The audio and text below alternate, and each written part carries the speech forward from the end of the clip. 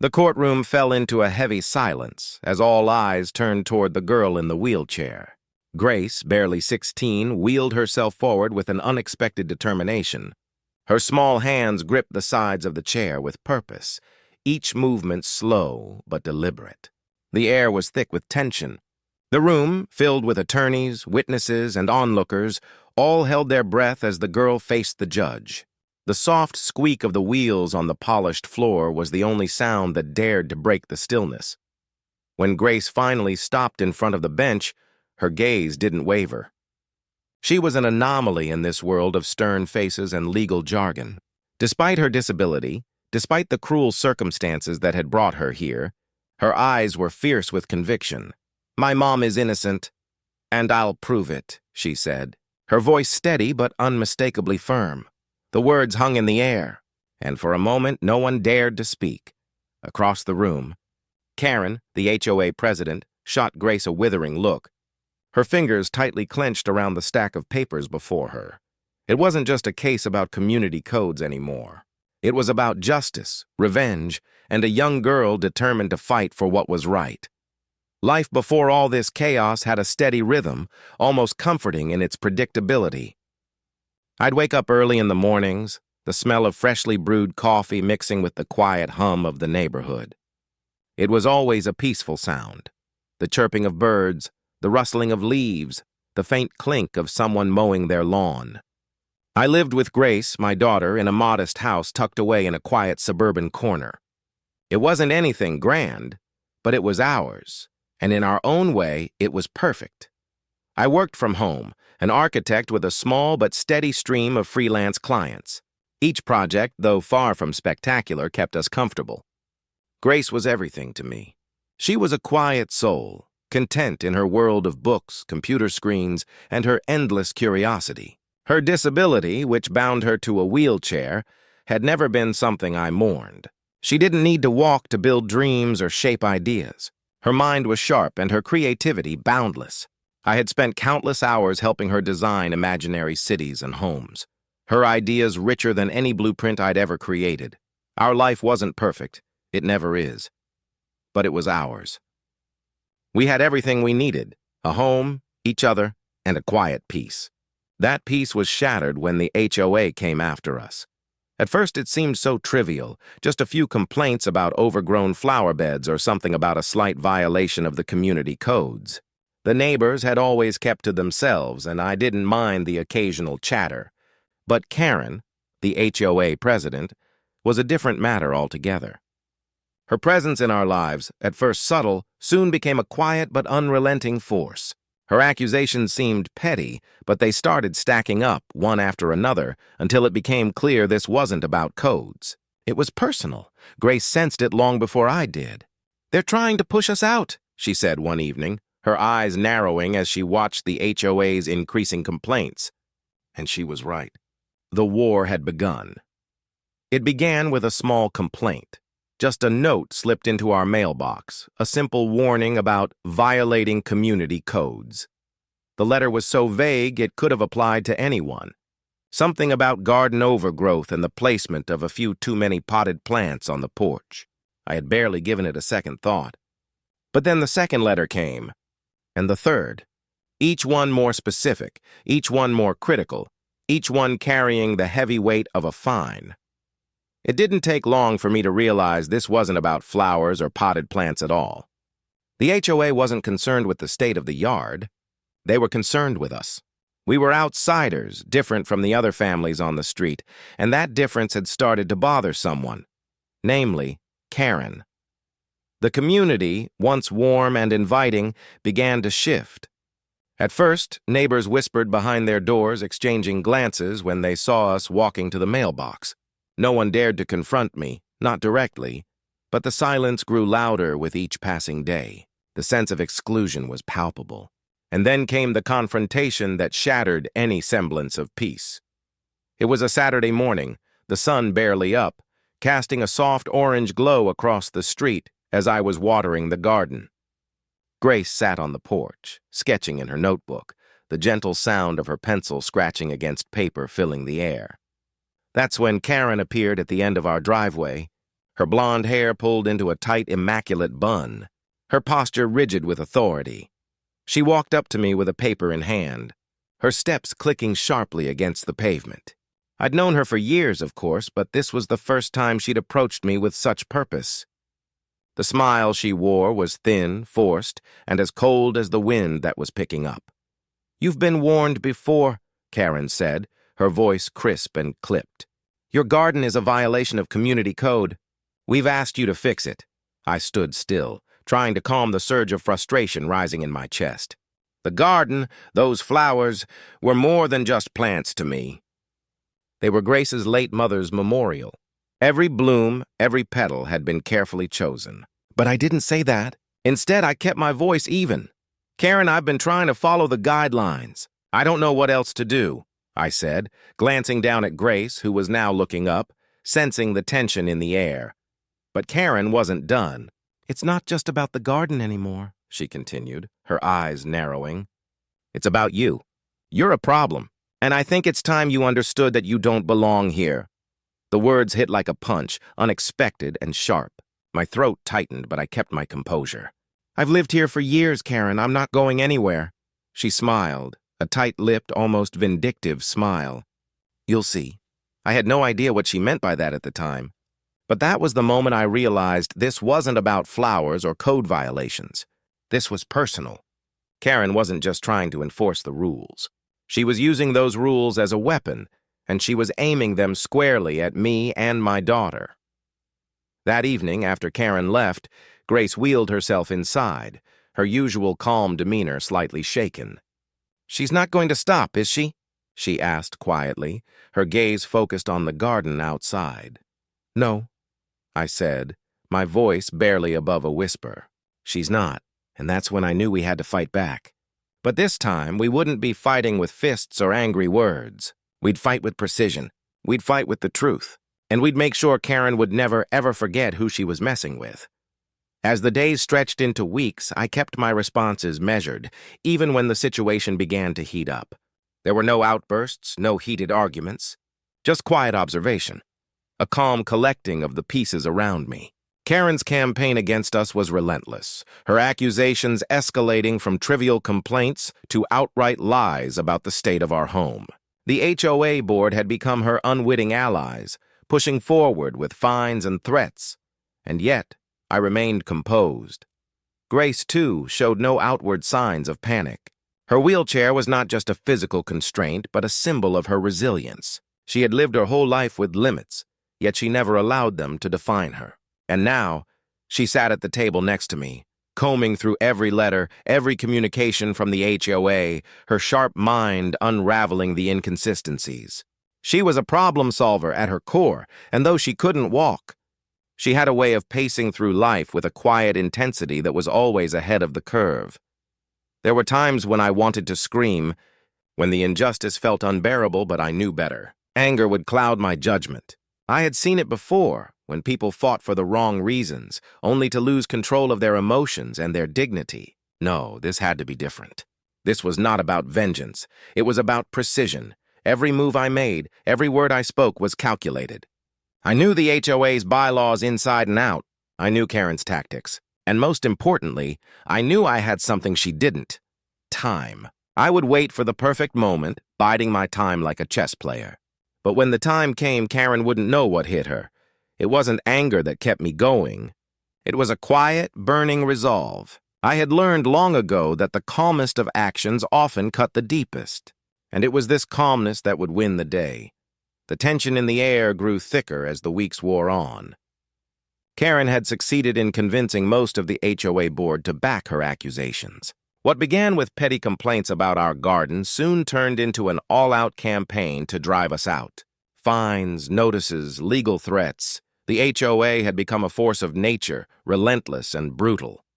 They turned the small, peaceful community we had once called home into a battleground. And though I stayed silent, Grace was always there, reading between the lines, watching, listening. The community, once a place of familiarity, now seemed like a foreign land. Neighbors who once waved at us in passing now looked away when we crossed paths. The hostility was subtle at first, averted gazes, quiet whispers behind closed doors, but it was growing. The more Karen pushed, the more I realized just how deep her influence ran. People were afraid to speak out, afraid to cross her even if they knew she was wrong. And that, more than anything, was the most troubling. But there were those who saw through Karen's veneer. Lenny, the retired police officer who lived next door, was the first to approach me. He had watched the way the HOA had started treating us, the way Karen had slowly wormed her way into every decision. One evening, as I sat on the porch, he came over, his graying hair ruffled by the wind, his face set with quiet concern. "I know what's going on here," he said, his voice low, barely above a whisper. "Karen's got her claws in deep. She's not just after your house. She's trying to control the whole neighborhood. But I know she's been falsifying some of those complaints, and I can help you gather proof." It was the first real ally I had encountered, and it gave me a small spark of hope. But Lenny wasn't the only one. As the conflict deepened, others who had been silent began to step forward, offering their support in small but meaningful ways. The more Grace and I dug, the more we uncovered. The HOA's complaints weren't just exaggerated. They were outright fabricated. Karen had even manipulated certain members of the HOA board, using her influence to turn the organization into her personal weapon. The reports she submitted were riddled with lies. The garden, which she claimed was an eyesore, was described as overgrown and unkempt, despite the fact that it had been meticulously maintained. She had even forged documents to make it look like I had refused to comply with their requests, when in fact, I had been following every letter of the law. It was clear now. Karen wasn't just a petty woman with too much time on her hands. She had a plan, and that plan had always been to push us out, to take control of this neighborhood. But the more we uncovered, the more I realized that this wasn't just about a garden or some outdated community codes. This was about power. And in the battle for control, Karen had underestimated one thing: me. Grace and I began gathering everything: the forged reports, the hidden recordings from the HOA meetings, the witnesses who had seen Karen manipulate the system. We had a plan and we were ready. The first move was always going to be the hardest, but I knew that once we made our move, everything would change. It was time to take this to court. But I wasn't going to let Karen see us coming. The moment I decided we were going to court, everything changed. It wasn't just about fighting for our home anymore. It was about exposing Karen for the manipulative force she truly was. What Karen didn't know was that I wasn't the powerless single mother she believed me to be. And Grace, though she sat in that chair every day, was far from helpless. We weren't just fighting for the truth. We were fighting for justice. I'd spent years in this quiet suburban bubble, but I wasn't naive. As an architect, I'd dealt with contracts, legal documents, and city codes for years. It wasn't uncommon for me to negotiate with city officials or ensure zoning laws were adhered to in my work. In my professional life, I had learned how to navigate legal jargon and how to make the system work for me. What I had been underestimating, however, was the depth of Karen's manipulation. Grace, always the resourceful one, had taken matters into her own hands. After the first few complaints came in, she began recording the HOA meetings, hiding the microphones in plain sight. We weren't just collecting evidence. We were documenting everything. And Grace's tech-savvy mind had worked out a way to hack into the HOA's digital files, finding falsified documents and emails that Karen thought were safely hidden away. Every time Karen and her cohorts conspired behind closed doors, Grace had a recording of it, and that was just the beginning. I'd always believed in following the rules, but Karen had taken those rules and twisted them to her advantage. As I listened to the recordings Grace had unearthed, I could hear Karen laughing quietly to herself, confident in her ability to silence anyone who dared to stand in her way. One recording in particular stood out. It was from a meeting with the HOA board where Karen made it clear that she wasn't just after the garden, she wanted our house, and by extension, our place in the neighborhood.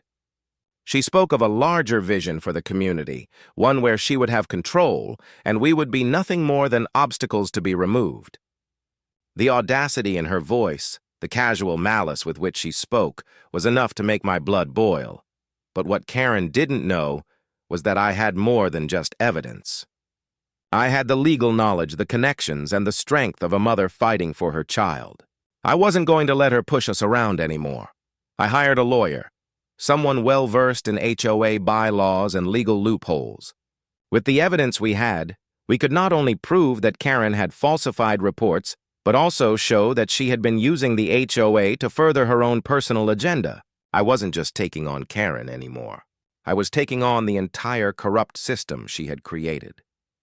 The day we filed the lawsuit, I felt a strange sense of relief wash over me. For the first time in weeks, the weight of the world didn't feel quite so heavy. Grace, sitting next to me in the lawyer's office, gave me a smile that spoke volumes. We were ready, but Karen still had no idea what was coming for her. We had only just begun. The first phase of the battle had been won. Now we would let the courtroom reveal the truth.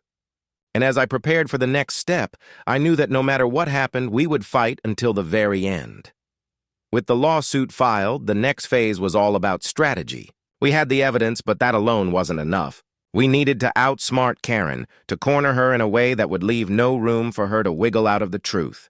Every detail needed to be accounted for. Every document, every piece of testimony, every single moment from those hidden recordings had to be placed like chess pieces on a board. Grace was the one who brought it all together. With her knowledge of tech and her determination, she had already begun building a timeline of events, the HOA's increasing complaints, the falsified reports, Karen's private conversations with certain board members. Grace meticulously went through each recording, piecing them together like a puzzle. The recordings revealed exactly what we needed to expose Karen's corruption. Not only had she been fabricating the complaints against us, but she had been manipulating the HOA board for years, ensuring her own agenda was pushed through every time. I, on the other hand, focused on the legal side of things. I worked with our lawyer to gather as much documentation as we could, ensuring that every claim Karen had made was thoroughly disproven. Our lawyer was brilliant, a former prosecutor who had dealt with complex fraud cases. Together, we sifted through the HOA's records, finding inconsistencies in their code enforcement reports. We discovered that many of the fines imposed on us didn't even match the violations they claimed we'd committed. They were inflated, exaggerated, and in some cases completely fabricated. It was clear that Karen had overestimated her power. She had built a web of lies around us, thinking we would crumble under the pressure. But now the tables had turned.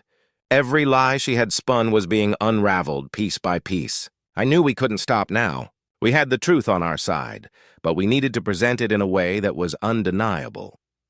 Grace and I worked late into the nights, going through every file, every email. We didn't leave anything to chance. Every document we submitted to the court had to be airtight. Our lawyer carefully planned out the presentation of the evidence, ensuring that we could prove Karen's guilt beyond a shadow of a doubt. And as we prepared for the trial, I began to feel the first stirrings of confidence. The strategy was simple but effective. We would present the evidence in stages, methodically dismantling Karen's claims as we went. First, we would prove that the HOA complaints were based on lies. Then, we would show how Karen had used her position as HOA president to manipulate the system and pressure board members into supporting her false accusations. Finally, we would expose her personal vendetta against us, showing the court that this wasn't about community codes. This was about power, control, and greed. The more I thought about it, the more I realized how deeply Karen had underestimated us. She thought we were just another family she could push around. But Grace and I had been preparing for this fight for years, in ways Karen couldn't even fathom. The plan was set. We would strike in the courtroom with precision. No loud outbursts, no emotional speeches, just the cold, hard facts. We wouldn't give Karen the satisfaction of seeing us sweat. We would let the evidence do the talking, and when the dust settled, she would be left standing alone, exposed and defeated. As the days leading up to the trial passed, I could sense a change in Grace. Her quiet demeanor had shifted from one of calmness to one of quiet determination. She was ready, and I, too, was ready for the final step of this journey, to make sure Karen's reign of manipulation would end once and for all. The battle was almost here. It was time to move. The day of the trial arrived with a quiet intensity.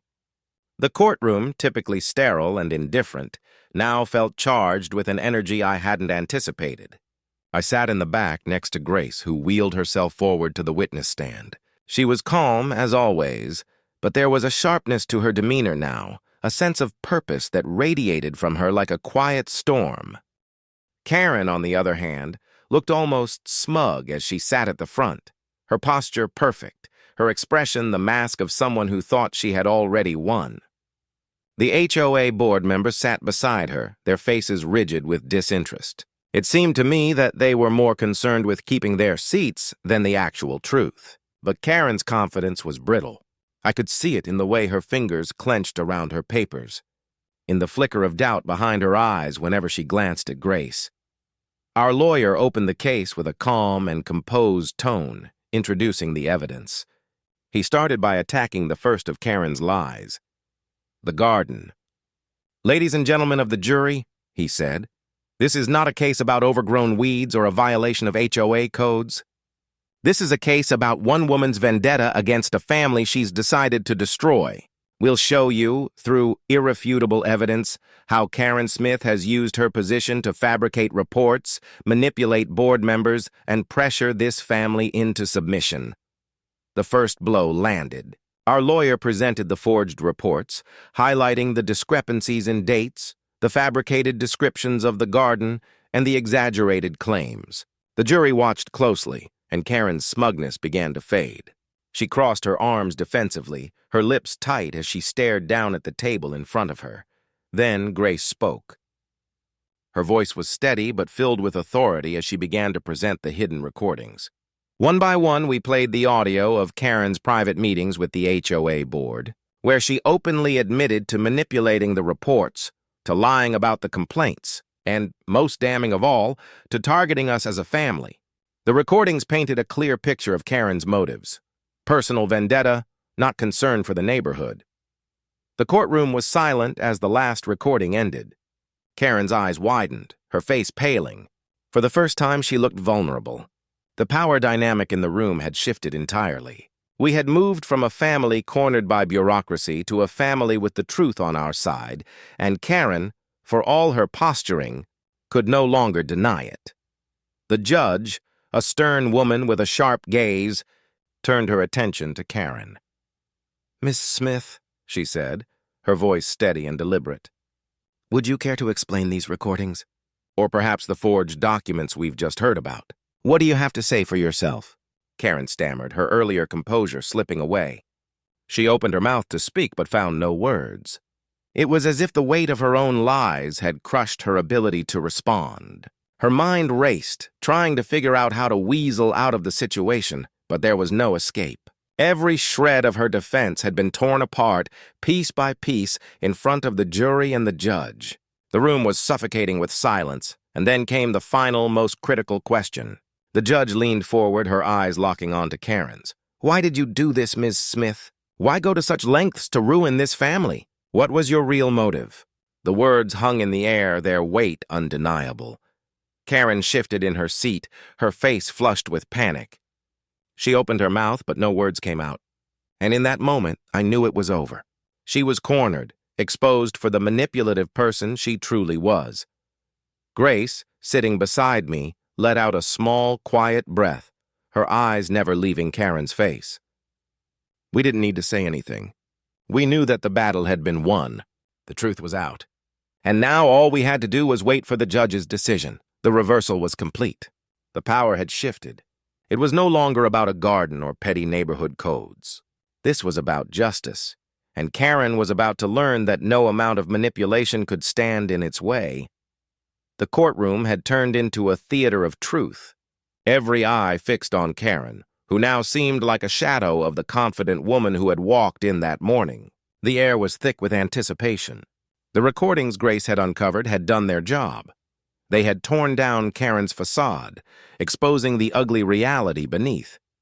The carefully crafted lies had crumbled, and now all that was left was raw, unvarnished truth. The judge sat with an unreadable expression, her fingers lightly tapping on the edge of her bench. The room, once filled with whispers and muted exchanges, was now eerily quiet. The prosecutor, who had once seemed like a mere bystander in this case, was now leaning forward, his gaze fixed firmly on Karen. The weight of the evidence had left no room for doubt. "Ms. Smith," the judge's voice rang out, cutting through the tension. "You've had ample time to explain yourself. Your lies have been laid bare before this court. Now I ask you again, why did you do this? Why did you attempt to destroy this family, all for the sake of a garden and some community codes?" Karen shifted in her seat, her eyes darting around the room as if looking for a way out. She opened her mouth to speak, but the words caught in her throat. For the first time, her usually sharp demeanor faltered. She was exposed, cornered, and utterly unprepared for the weight of her own actions. I didn't mean," Karen began, but the judge's voice silenced her immediately.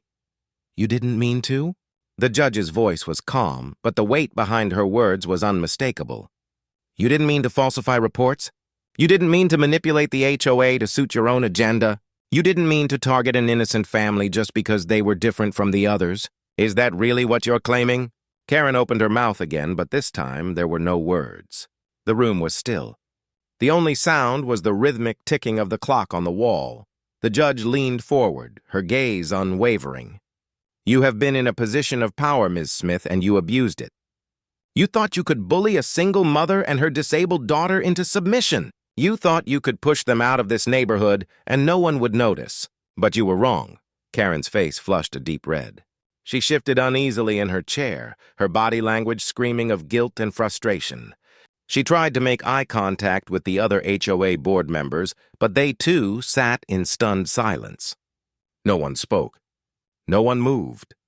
The truth had washed over them like a tidal wave, and there was no escaping it. Grace, sitting next to me, finally broke the silence. Her voice was low but clear, filled with quiet authority.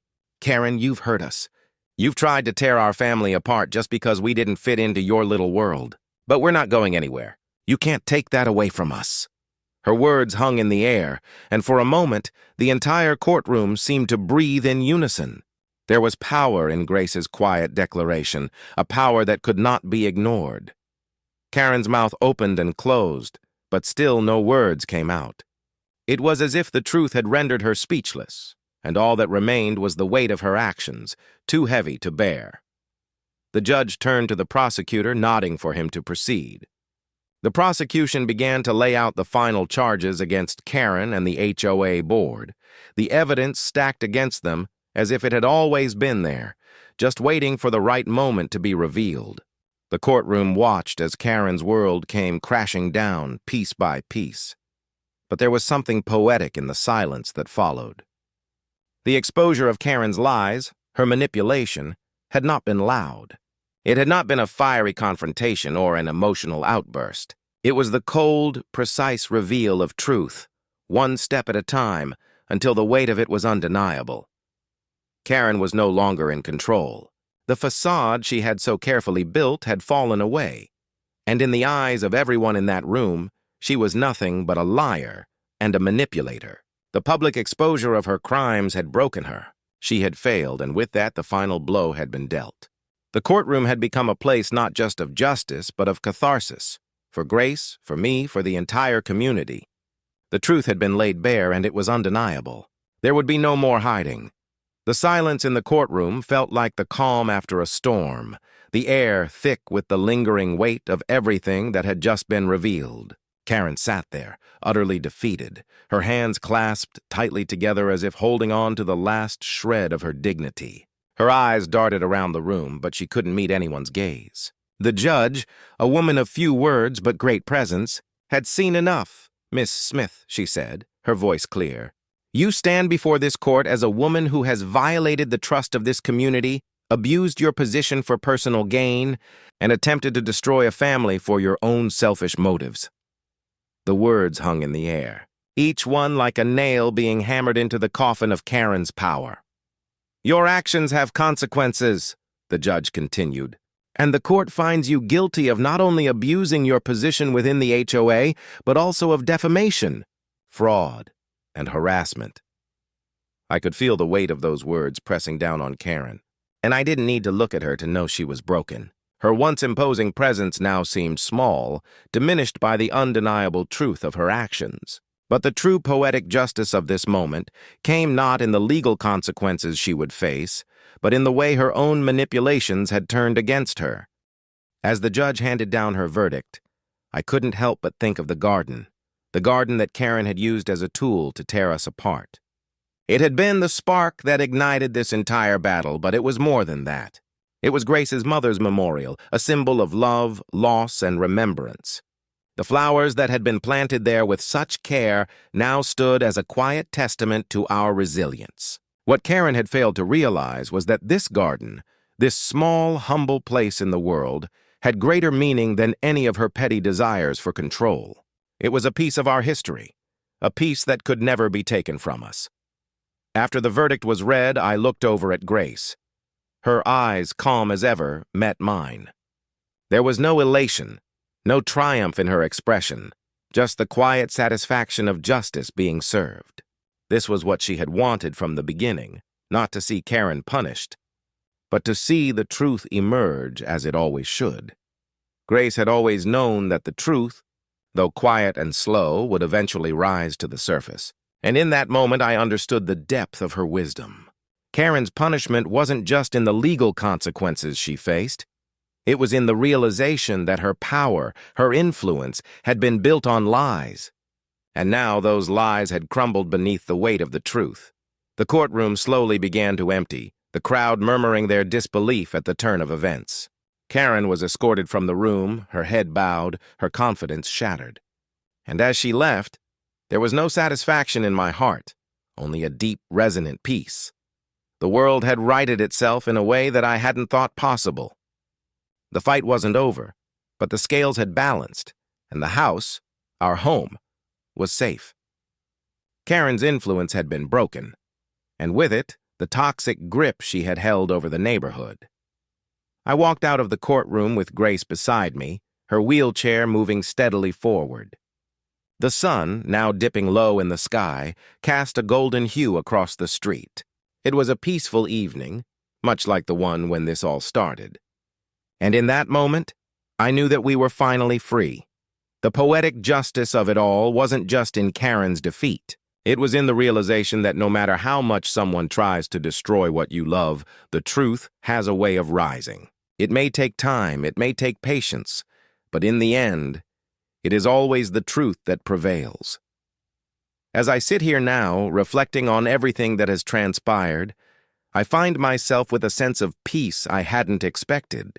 When this whole ordeal began, it felt like an insurmountable mountain, a force so large and unyielding that I could hardly imagine how to fight back. But in the end, it wasn't about fighting at all. It was about standing firm, remaining quiet when the world around me screamed for action, and allowing the truth to unfold in its own time. I never wanted revenge, nor did I expect anything dramatic to come of this. All I wanted was for Grace and me to be left in peace, to live our lives without fear of the community we had once felt a part of. But sometimes, in the fight for what's right, there's a deeper reward than just winning. The reward is knowing that you stood by your principles, that you trusted in the power of truth, and that in the end it was enough. Grace, my daughter, taught me more in these past months than I could ever teach her. Her calm, unshakable belief in what was right. That's what carried us through. And now, as I look at her, still the same serene soul she was when this began, I understand what she knew all along. Justice, in its purest form, is quiet, patient, and relentless. And in the end, it always finds a way to be heard. What would you have done if someone tried to tear apart everything you loved just for their own gain? Would you fight back or stay silent and let it unfold? Share your thoughts below. I'd love to hear your perspective. And don't forget to subscribe for more true stories of justice, courage, and the quiet power of truth.